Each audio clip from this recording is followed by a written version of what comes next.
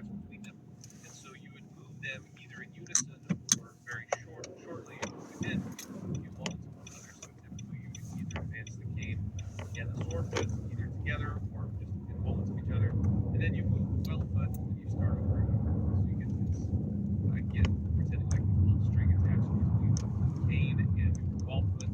That helps you to know when to move the assistive device and the involved lower extremity. So that's your typical gait pattern. It follows very similarly with stairs as well, that you move the assistive device with or as it were attached to the involved lower extremity, and then you move the well leg afterwards. So the point being that the assistive device can very easily assist the involved lower extremity as you're advancing and walking, moving up and down the stairs or ramps. The goal is to try to assist that involved lower extremity.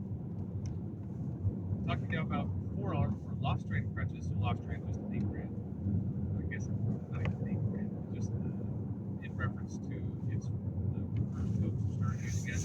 Forearm or loft-strain crutches, these are great. You got a little bit more stability. They have this nice little cup on the top of the forearm, which again adds some stability. It's low cost, very lightweight.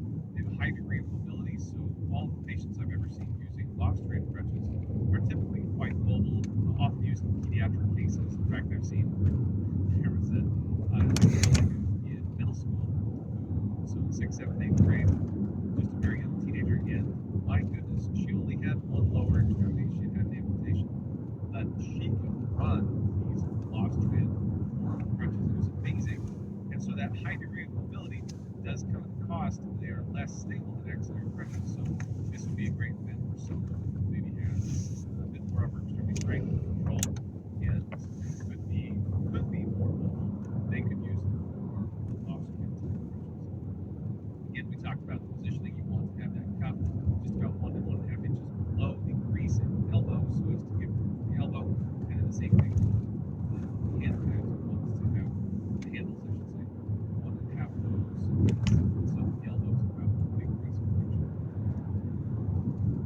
Talking now about axillary crutches. Axillary crutches, again, adding more stability. Now we have the bar that goes up into the axilla. So this axillary bar adds more stability. You've got the handle and then the adjustable height. So axillary crutches, these are extremely common, lightweight, low cost. In fact, most of the time you can find freebie crutches if you talk to any groups in your citizen center. They've always got tons of these assistive devices because people need them temporarily, and then they don't know what to do with them. So you get, like in our facility, we got a whole closet full of just kind of loaner crutches that we say, okay, use these for a while, bring them back when you're done, or don't bring them back, or whatever. They're just axillary crutches are extremely common.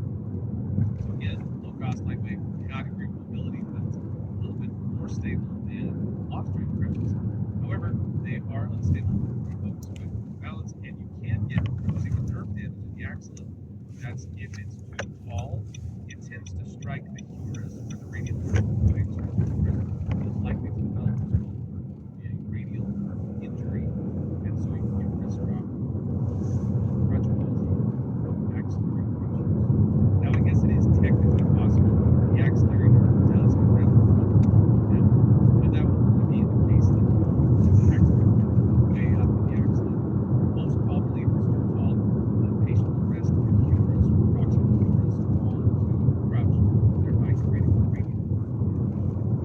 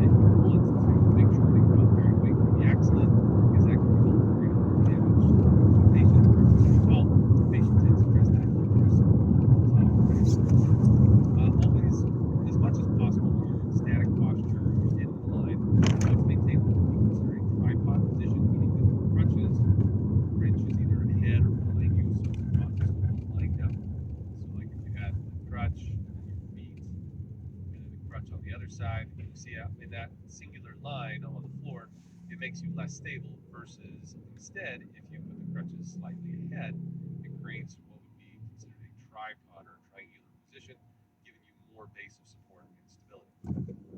As always, try to promote good posture. You don't want them leaning forward on the crutches that are too short. You want to avoid pivoting on the crutches because that creates instability. These are just your general crutch training tips. As far as the crutch gait pattern, a 3-point gait pattern, this would be described again very similar to like the cane, except that in this case we have the uninvolved lower extremity bearing the weight, and then both crutches bearing the weight in place of the involved. So this would be involved weight bearing. So we have the weight bearing lower extremity, and you would advance the crutches, and then you can have a swing to or a swing through gait pattern of the uninvolved lower extremity as it advances forward. So you can keep the involved one almost entirely, really entirely on the ground. That would be to prevent weight bearing. So involved weight bearing. That would be 3-point gait. Now a modified 3-point gait pattern, this would involve partial weight bearing. So that is our involved lower extremity. Consider this lower extremity. Consider again the little string attached to the crutches. String attached here.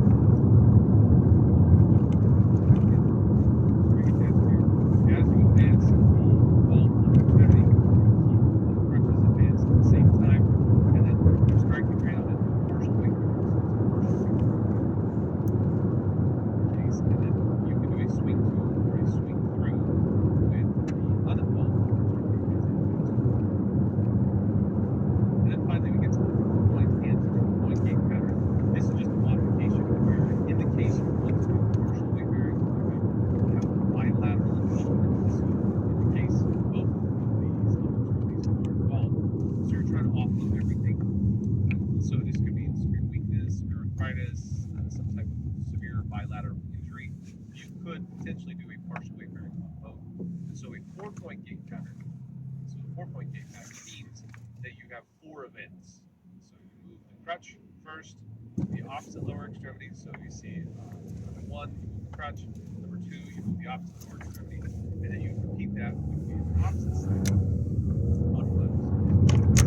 Where you move the other crutch, and then the other lower extremity. That would be a 4-point gait pattern. 4 events: crutch, foot, crutch, foot. Or you can do a 2-point gait pattern where you do just like what you do with the cane. You move one crutch and the involved foot on one side and the other side, and then you do vice versa. Crutch, meaning that you feel like there's a string attached to each foot in its quadrilateral system. So that would be a 2-point gait pattern. It's just a modification of the 4-point gait pattern. 4-point indicating that you're having 4 events, whereas a 2-point gait pattern, you're having 2 events. All right, talking about walkers now. So walkers, they come in a bunch of different flavors: 0, 2, or 4 wheels. So a 0 or standard walker, that's very stable. The more wheels you have, the less stability you have. And so in this case, we see that you have walkers are fabulous for adding stability, but the more wheels you have, the less stability you have. And then you get these giant rollator walkers. That's what's being shown over here, is a rollator walker, where you have a seat and a basket. They're very, very handy, especially if you're going to be on your feet for a long time. What's being shown in this top left image, this would be like a retro or a posterior walker. This is often used in the case of pediatrics.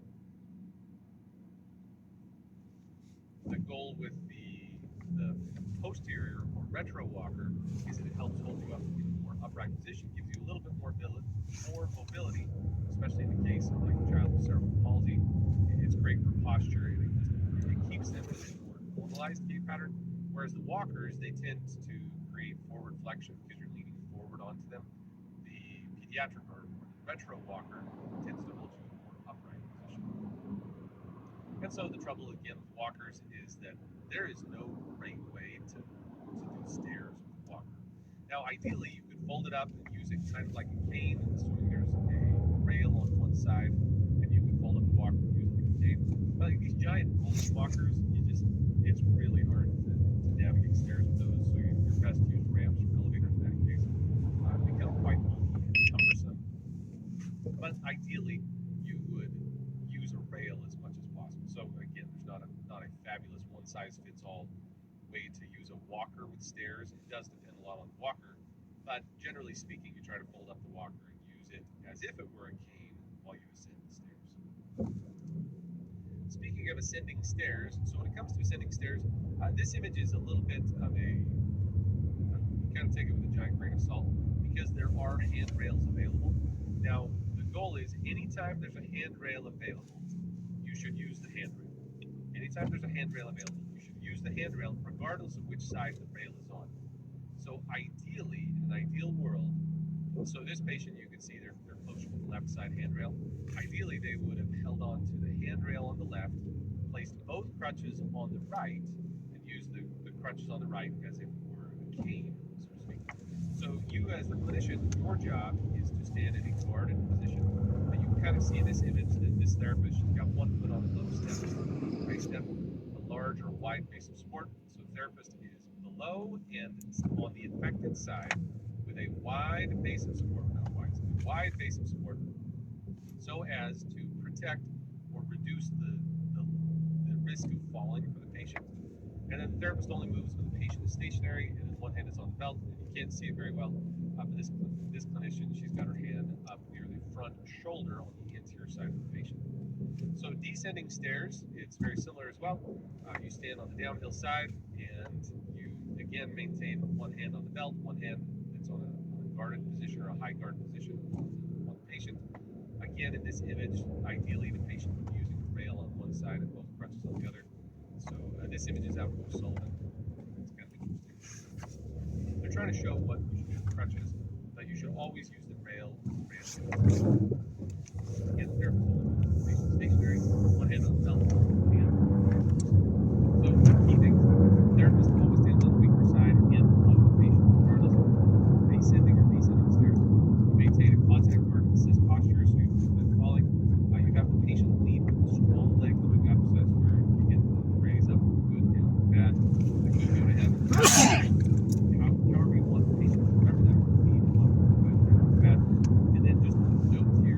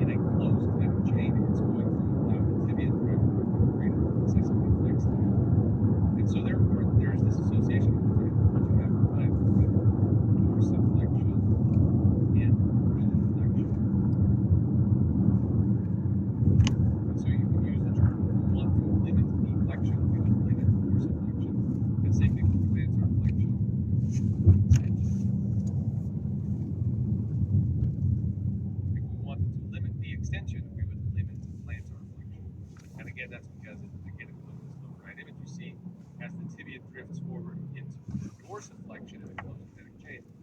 That if you wanted to limit that, then you would limit the dorsiflexion of the orthosis by usually there's an anterior stop.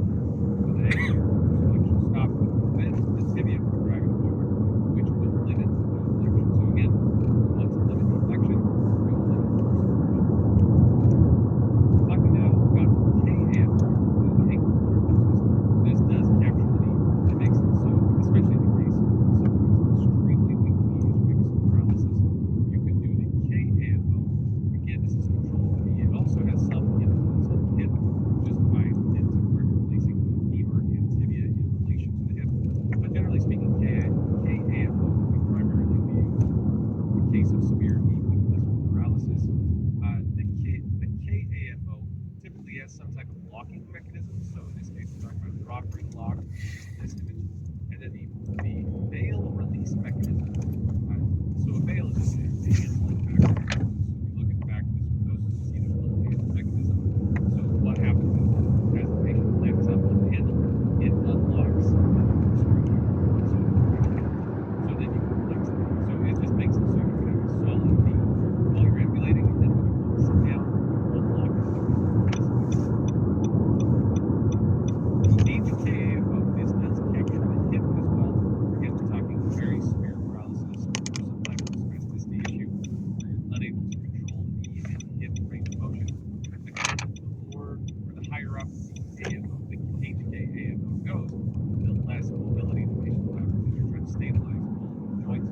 And finally, the THKAFO has a trunk combo where it captures the entirety of the trunk as well, so you're able to maintain that posture. Again, in cases of severe weakness, they become quite cumbersome, so it's very difficult to emulate. But it is possible that there is something called a reciprocating gait orthosis, or RGO. The RGO has a cable mechanism that's the shortest of the dual right. The cable mechanism where one leg moves into one hip flexion, the other one moves into extension. So it's a reciprocal movement, so they can mimic the gait pattern, but it is still quite cumbersome and bulky. So, and the other thing about orthoses is that, especially if you're using it in a pediatric case, that as the child grows, you would have to accommodate that with either a new orthosis every few months. I mean, it becomes quite difficult. So difficult to keep up with the patient. So that's why RGOs, again, you're most likely to see those in some type of severe pediatric illness as you're trying to help the child walk, especially during those developmental stages. Certainly, it's not wrong to apply it to an adult, but the thing you'll see most frequently is some type of pediatric condition for the reciprocating gait orthosis. So orthotic considerations, it really comes down to cost and benefit for the patient. So a customized orthosis, obviously, is going to be great for contours to the patient size, patient age, but it does add more expense. Whereas in commercial fabrication, you can get these really quite inexpensively. Most hospitals will stock these so that they can apply them to a patient immediately after a CVA or something like that. Again, lowers the cost and improves the accessibility, but again, it's not as custom, so it doesn't fit the patient quite as well. Stabilizing boots and shoes, again, all these, it really just depends on the size of the patient with the orthosis, on what size of shoe or boot you can put it in. And then, obviously, as we mentioned with pediatrics, that you need to have, as the child is growing, you will have to consider that your expense and the expense and benefit for the patient. There's just lots of considerations there when it comes to orthoses. Other orthoses include a trunk orthosis, or orthotic, I should say, such as a thoracic lumbar sacral orthosis, so a TLSO. You'll see these very often after some type of trunk instability, a fracture, vertebral instability, something where you want to capture the entirety of the trunk, prevents any forward movement, any type of twisting. Now, these also come in off-the-shelf or customized forms, but again, their primary job is to stabilize the trunk. You've got the cervical orthoses. They come in a variety of forms as well. So you've got the fabric foam ones. You also have these halo-type mechanisms where you capture the cranium in the solid orthosis so as to prevent any type of movement of the cervical spine. So that would be in the case of severe cervical fracture. You have some type of halo mechanism. If this external fixation is certainly beneficial to the patient while they're healing, you would need to be extremely extremely cautious of any movement with the patient because you don't want to pull on that or use it as a handle. The cervical orthosis, again, you're trying to limit the mobility of the cervical spine. As far as practical application of orthotics go, when it comes to scoliosis, scoliosis is often fit for a TLSO. Bracing is effective when you have a cob angle somewhere between 25 and 45 degrees. Cob angle, as described in this image, just is the angle between the vertebral segments around the curve. And so if the angle is greater than 45 degrees, typically the TLSO is not sufficient. You probably have to have surgical intervention. But for a 25 to 45 degree cob angle, bracing would be effective. In this image, we're seeing an 89-degree cob angle, which would clearly be excessive. You'd not be able to fit them with an adequate TLSO. It would be significant intervention there. If it's less than 25, then a lot of times you do just, for scoliosis, you do self-stretching. You try to stretch out of the curve. You watch it to make sure it doesn't worsen. But if it is 25 to 45, they're almost always in some type of bracing, so as to reduce that cob. So when it comes to orthosis management, obviously you're going to have detailed history, joint mobility management, muscular function, facilitation, sensory, considering sensations, see if there's sensation deficits, especially in the case of someone who has, let's say they've got a spinal cord injury with acute paralysis of bilateral lower extremities. Well, with that paralysis and loss of sensation, it would make it difficult, or at least require active management for orthotic placement because of the risk of pressure injury, the risk of some type of friction injury. There's a lot that could go wrong, so you'll have to have a lot of active management there. Upper extremity overuse, especially in the case that if their shoulders are all worn out, meaning they've got rotator cuff dysfunction or arthritis, then it can make it difficult to use the orthoses for standing, walking, just because it overloads the upper extremities. All right, when it comes to, and this is something I mentioned already, but when it comes to AFOs, these are, they can assist with some dorsiflexion, plantar flexion control. But remember, their job as an AFO is to provide external support. So they won't control it entirely, but certainly they have this association between dorsiflexion and knee flexion and plantar flexion and knee extension. So they do help. The trouble is, like, if you have a severe plantar flexor spasticity, placing them in an AFO certainly could help, but you have to consider they may not fit into the AFO because they're stuck in plantar flexion so bad. So you often have to have some type of either a customized device or strap them in very tightly, and again, those come with costs and benefits. But the point is that if you can control dorsiflexion to an extent, you will control knee flexion, and if you can control plantar flexion, you will control knee extension.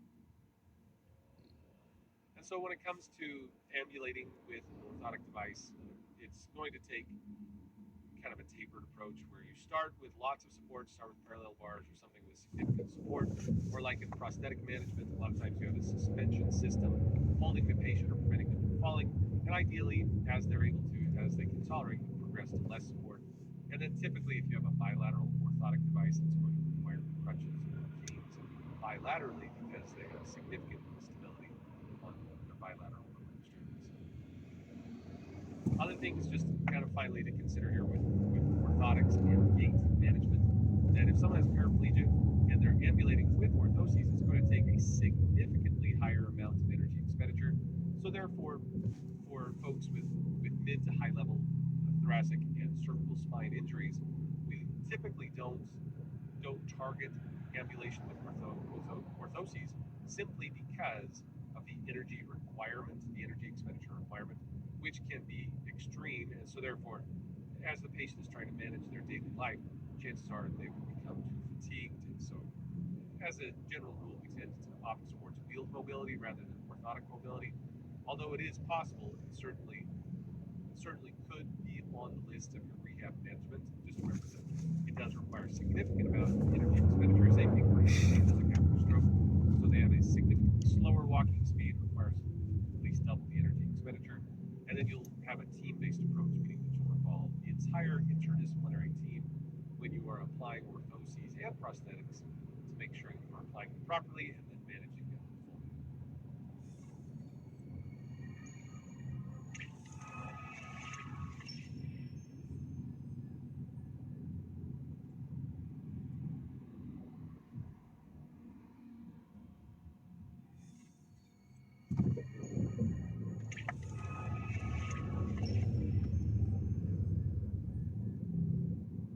right, let's talk now about wheelchairs. So wheelchair management, as far as equipment and devices go, certainly a lot of this is related to spinal cord injuries. But so folks with spinal cord injuries, they often require wheelchairs, but also anyone with hemiplegia or any type of upper motor neuron disorder could require the use of wheeled mobility systems.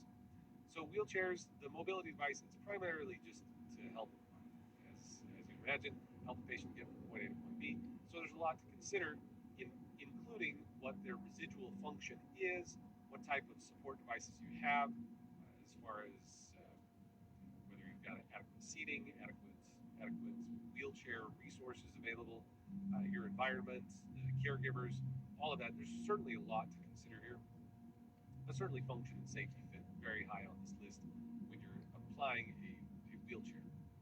So when it comes to seating on the wheelchair, you want to make sure you're stabilizing the pelvis. The pelvis should be in slight anterior tilt. If the chair is too deep, then you get a posterior pelvic tilt. You really want a slight anterior tilt. That helps you to stay in an upright, erect position. You want to inhibit abnormal posturing, and then have comfort, but the minimum necessary equipment. So this is where it's a cost-benefit analysis. You want to have adequate system for the patient, but not at a point that's of excessive cost to the patient or the payer. So it's that minimum necessary required. So when it comes to prescription, you want to measure, generally speaking, you want to measure the patient in their 90-90-90 position. So you want to measure the general range of motion, but generally speaking, you want that angle between the seat and the back to be approximately 90. You want the angle between their feet and the legs and thighs. Again, you want to make sure that's about 90, that the footing will support. Again, you like to see the 90-90-90 position generally, but you would probably have to accommodate that in the case of the lack of range of motion or contractures. You may need to modify this slightly. So when it comes to seated mobility, generally speaking, you want the rule of 2 inches. So with a slight anterior pelvic tilt, you can see this is at a slightly sharper angle than 90, but the point being that it is holding the patient in a slight anterior pelvic tilt. So you want to have the hip width add 2 inches to that posterior thigh. So if we go back to our image here where we see the posterior thigh, you want to have the length from the back of the butt or all the way to the popliteal fossa, the length of the thigh. You want to subtract 2 inches so you have a space in the popliteal fossa so they don't rub the popliteal fossa on the edge of the seat. So the posterior thigh subtract 2, the leg length, you want to add 2 inches to that, the axle height. That's so that the axle can be, so that your seat height and axle height can be taller than the ground, and so your feet will be near the ground. So therefore you want to have about a 2-inch ground clearance. And then as far as the elbow rest, this picture doesn't show any type of arm rest, but you want to have a hanging elbow height, so the elbows where the patient is holding them at their side, you want to have the armrest be slightly taller than the hanging elbow height. That's so that they're able to rest their elbow comfortably, not too low, not too high. Of note, if the seat is too deep, so if I were just to draw an exaggeration of that, if the seat were too deep, then as the patient is sitting, the seat would lift their legs off the end of the chair. They'd have to go into a posterior pelvic tilt. And so that's why you want to make sure that you have a seat depth that is about 2 inches less than the thigh depth, thigh length, so that you have adequate room for popliteal fossa, and so you're not in a posterior pelvic tilt. All right, so other things to consider when it comes to axle placement. For a person that has a bilateral amputation or loss of mass on the front of their wheelchair, as always we're talking about amputees, you'd want to shift the axle more posterior to make the chair less tippy. So consider if we were to shift the main axle posteriorly, you'd see, so just an exaggeration, you see that would increase the base of support significantly to accommodate the loss of mass on the anterior surface of the chair, loss of the leg. If you wanted to make the chair more tippy, you'd place the axle more under the patient. So again, for exaggeration's sake, if you place the axle directly under their center of mass, it'll make it so it's much easier for them to tip over, so it'll make the wheelie a lot easier. So the way they'll ask questions about it is, they have a bilateral amputee, what do you do in the axle? You shift the posterior. Let's say you have a person who's trying to attempt a wheelie, but it's too far from her. To make the wheelie easier, you would want to put the wheelchair axle anteriorly placed underneath the patient. just other things to consider. You may see these terms show up in questions. Cambering of the wheels just means that you, when you camber them out, you get this angle. So the angle or the cambering is very helpful in the case you want to increase agility. It's often used for sport. But the trouble is that it increases the wheelchair width, so it can make doorways quite difficult. So it's always a balance. It's easier to reach with the upper extremities. The angle is better from the shoulders down towards the wheels. They get a better angle there. But the trouble is that it makes the wheelchair excessively wide. It can be difficult to negotiate doorways with an extremely wide chair. Other things to consider in the case we have a hemiplegia, so again for stroke, typically you lower the wheelchair slightly so you bring the main seat height down a little bit, and then you have a one-arm drive mechanism so that by lowering the ground they can use their uninvolved lower extremity pelvis plus a one-arm drive mechanism that will show an image where you have two wheelchair races. So they can grasp both, grasp just one, and they're able to drive the chair with a single extremity plus their lower system. The seat or the cushioning system considerations, almost always they need to have some type of significant seating arrangement, meaning that they have like a rear cushion or a significant memory type of. But almost always these Rovo brands, this is the primary seating cushion you'll see. It's the air-filled chamber. It accommodates the contours of the patient's posterior as they are seated in the chair. You want to have good contours so you don't get any pressure build up or any pressure. Pressure reliefs are typically recommended every 15 to 20 minutes. You'll see some disparity in resources about whether that's 15 minutes every hour or every 15 minutes per hour type of thing. But generally speaking, it's about 2 minutes every 15 or so. And the goal with the pressure relief is to take pressure off the button for a significant amount of time. And this can be done a couple ways. You can do a push-up or a press-up, a side lean or a deep forward lean. Also extremely helpful as you're taking the weight off of the buttocks so that you can avoid pressure relief. As far as the drive mechanisms for wheelchairs, they come in a variety. We talked a lot about manual wheelchairs, but they do come with joysticks, a head array where, like that's not shown in this picture, but the head was controlling essentially the joystick on the back of the head. They're controlling. They can have a sip and puff control. That's what's being shown here. So you have the straw mechanism that they do like 2 puffs to go forward, 2 sips to go back. They can have a single switch, a scanning array. These are things where the patient is able to either use one hand or one finger to drive the chair if they didn't have adequate control of, say, the wrist. There's a lot of different varieties of drive mechanisms that are honestly getting better and smarter all the time. So one we'll deal with primarily on the exam is going to be the manual wheelchair drive mechanism. I would primarily focus on that. Just recognize there's a variety of drive mechanisms. So there you go. There's the non-systems. There's the wheelchairs. Be sure to check out all the other videos we've got. We'll catch you on the next one. Happy studying.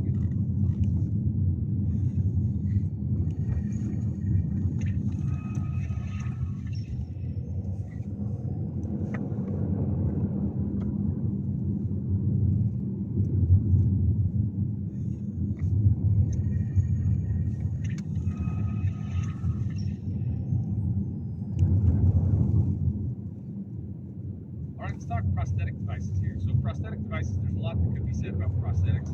I don't mention a ton about the upper extremity prosthetics. Probably won't get a lot of questions there on upper extremity. Rather, we'll focus on the lower extremity prosthetics. That's what's most likely to show up in the exam. So the prosthesis, the idea is to replace or at least compensate for the loss of a limb. And so talking about limbs, usually we talk about the residual limb. Outdated terminology would be described as stump, but that's the residual limb rather. And so your job as a PT is to maintain good integumentary care of the residual limb, have a good fit with the prosthetic device, and then have appropriate function with that prosthetic device. So amputations come in all kinds of different flavors and sizes and shapes. We'll talk about some of them, but often caused by vascular disease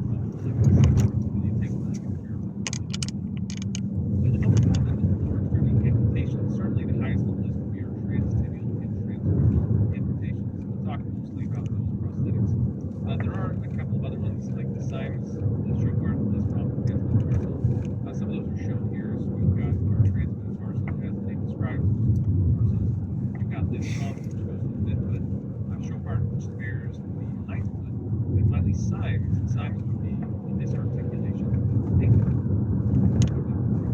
Then transtibial and transfemoral, where that's below knee or above knee inflammation. These are most common. It is possible to get a hip disarticulation, so as that described, just simply loss of the entire femur while maintaining the acetabulum of the pelvis. Which helps most frequently with transtibial. So here we see a picture. This is a Cymes prosthesis where you have eliminated or you have distal tibia amputation. So therefore you can see how really we just have the foot mechanism. The disadvantage here is that while it is okay for weight bearing, you're typically able to bear weight better in tibial or in transtibial prosthesis. So therefore, oftentimes the Cymes prosthesis or Cymes amputation, although they are possible and they do exist, most of the time they opt for mid-tibial or transtibial amputation just because it gives you more room to adjust the foot, to get better socket, better muscle mass to hold up the prosthetic. Really, there's just a lot of advantages there for transtibial rather than distal tibial amputation. All right, talking about the different types of sockets, we'll start first with our transtibial prosthesis. So this is a below knee amputation, so BKA, transtibial. Now, the main characteristic of transtibial amputations is that the patient maintains their anatomical knee, below knee amputations. So they maintain their anatomical knee, so you don't have to worry about a knee unit. You simply have to worry about how does the distal tibia, how does the tibia connect to the prosthetic device, and then what kind of foot will you have. There's some main options. We'll talk about primarily just the solid ankle cushion heel. You can see in this image what appears to be the socket with a large cutout. Now, why is that large cutout there? Well, that's because you want the knee to be able to, the anatomical knee to flex. So you have that cutout for that posterior knee and pelvic muscle. And then most of the weight is borne, almost always these are called a patellar tendon bearing socket. Just because that patellar tendon tends to hold weight by balance and very pressure tolerant. But you can also get pressure tolerance inside the bones along the tibia and fibula, as well as at the tibia's belly. You want to avoid the pressure sensitive areas, which would be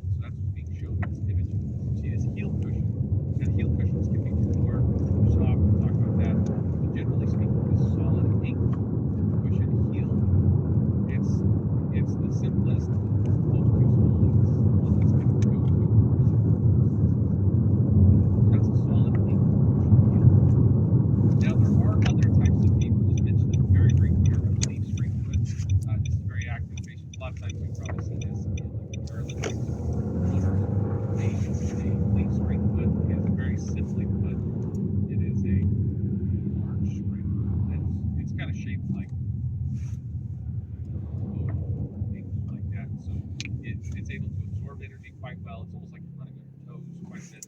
And sometimes you have a heel portion to it as well. But the point is that it stores energy quite a bit, very much used for active patients. And then you can add degrees of rotation with single axis, multi-axis feet. Again, these permit movements both with lateral movements and your posterior movements. Again, they're great for uneven surfaces. So if you have a patient that's requiring lots of uneven surfaces, you may choose to use a single axis or multi-axis foot.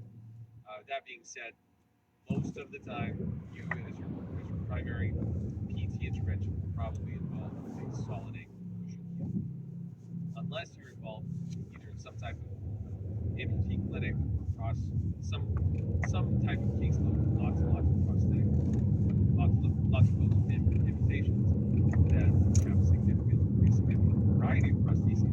But if you're in any type of general practice, probably just solid ankle cushion heel. Talking more about the prosthetic device, now moving up from the foot, we get to the structure of the leg. That's what's called the shank. So the shank is simply just the weight-bearing rod next to the foot.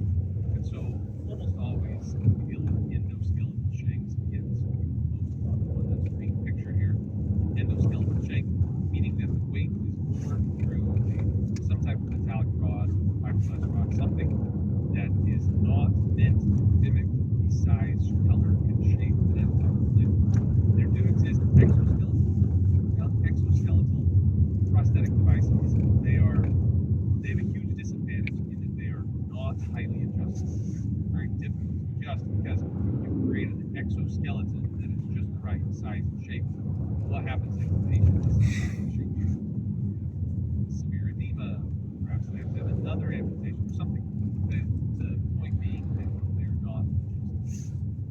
So the one you almost 99% of the time see is the endoskeletal shank, which has is very highly adjustable. And you can see why, if a patient wears pants with long set of trousers, they will have the shank almost entirely view.